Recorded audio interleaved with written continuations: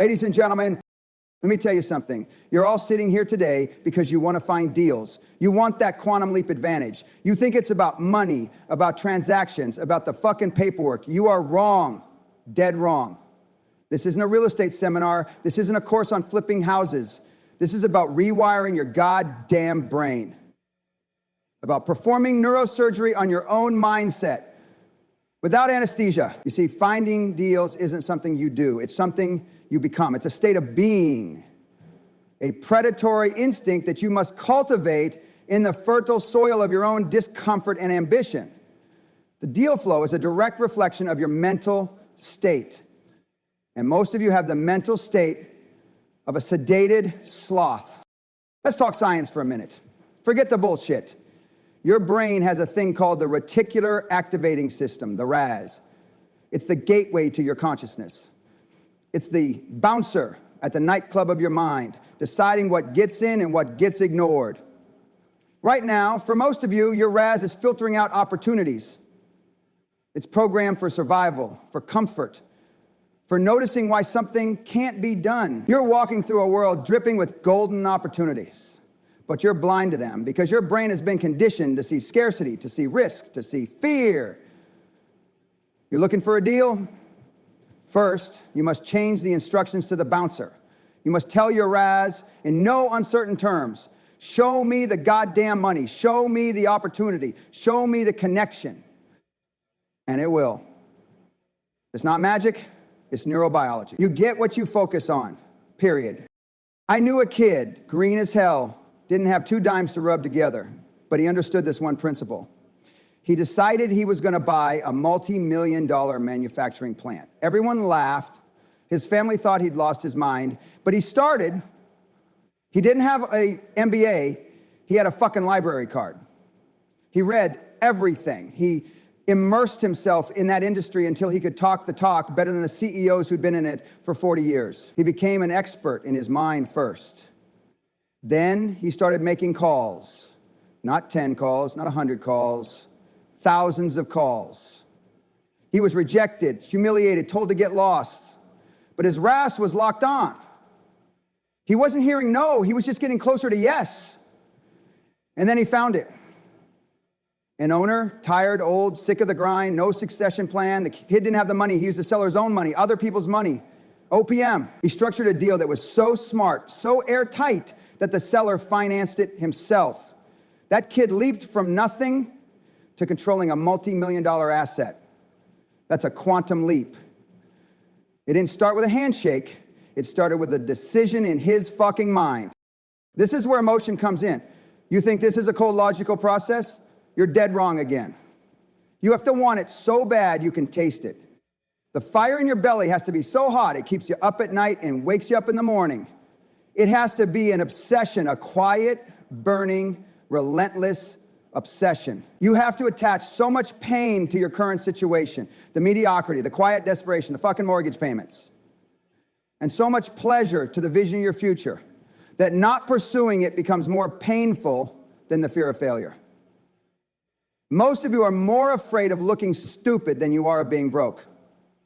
You'd rather be comfortable and poor than risk being uncomfortable and rich. That's a disease of the spirit. And let's talk about your environment, your castle. You cannot be a king thinking like a peasant from a fucking hovel. Your physical environment is a feedback loop to your brain.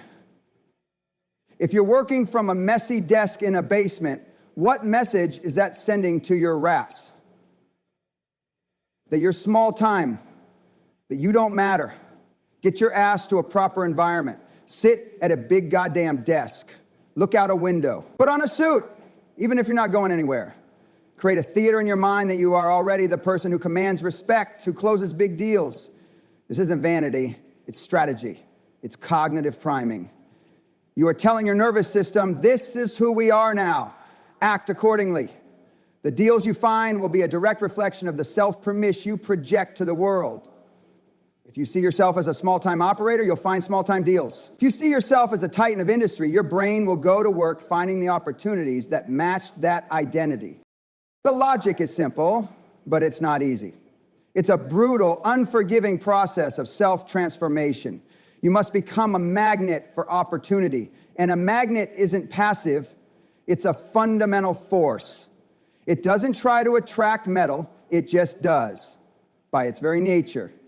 You must become that force. You must immerse yourself in the world you want to play in until you speak the language fluently. You must burn the boats of your old life so there is no retreat, only advance. You must communicate with such clarity and power that people have no choice but to listen. You must be willing to be called crazy, to be rejected, to face down the deafening silence of 100 no's before you get the one yes that changes everything.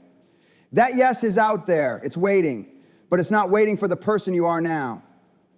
It's waiting for the person you are destined to become, the person you must force yourself to be through sheer, unadulterated fucking willpower. And that yes is not an event, it is a culmination. It is the final, visible result of 1,000 invisible battles you fought inside your own mind. You think the deal was done in the boardroom? No. It was done in the lonely hours of the morning when you were the only one who believed.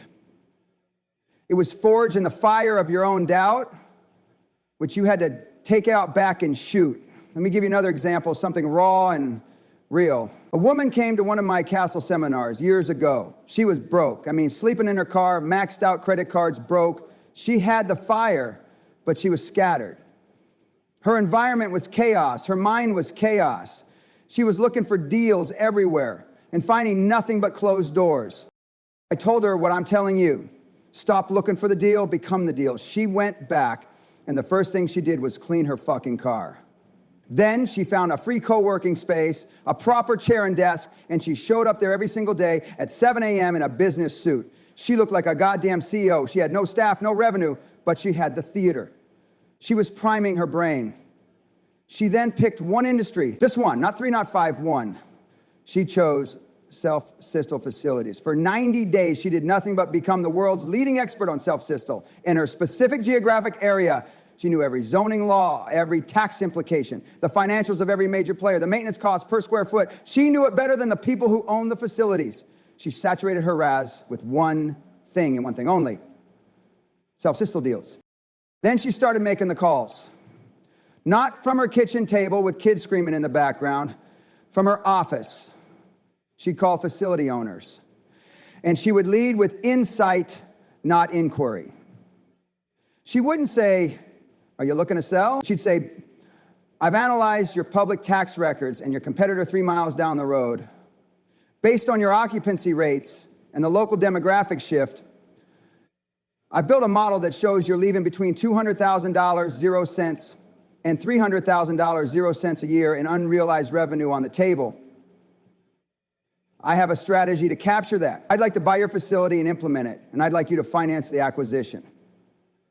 This wasn't a pitch, it was a diagnosis. She was the doctor and they were the patient. She got hung up on. She was laughed at. But her RAS was locked on. The noise of rejection was just static. She was listening for the signal, and the signal came. It was an older couple who owned 3 facilities. They were wealthy but tired. They heard the authority in her voice. They saw the depth of her knowledge. They weren't selling to a person. They were selling to a vision, to a level of competence they themselves didn't possess. She structured the deal with no money down. She used their money, their assets. She gave them a note, a percentage of the future profits. Within 18 months, she had tripled the revenue of the first facility, used that cash flow as proof to acquire the second, and then the third. She went from sleeping in a car to controlling a multi-million-dollar portfolio. That is a fucking quantum leap. But the leap wasn't in the acquisition. The leap happened in her mind, in that car. When she decided to change her environment and her focus, the deal was simply the physical manifestation, the echo of that internal leap. This is the deep logic they don't teach you in business school. Your external world is a lagging indicator of your internal world.